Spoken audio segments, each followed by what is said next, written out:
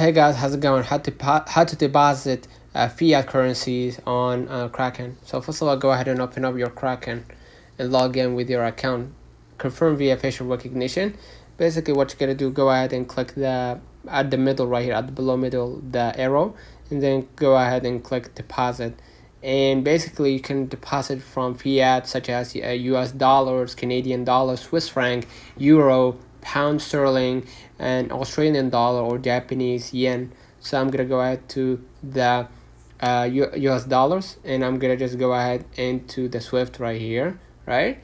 And enter the manual bank transfer instructions. The name on your bank account must match the name on your Kraken account. Transfers are not instant and may take a few days to process. Online banking transfers via ACH are not supported. Continue. And then this is the account, the information that you're gonna use to basically transfer the amount of the fiat or the cash, the fiat currency to your Kraken, so you can basically deposit it via any cryptocurrency. So let's know in the comments if this video helped you. Don't forget to like and subscribe. Thank you for watching.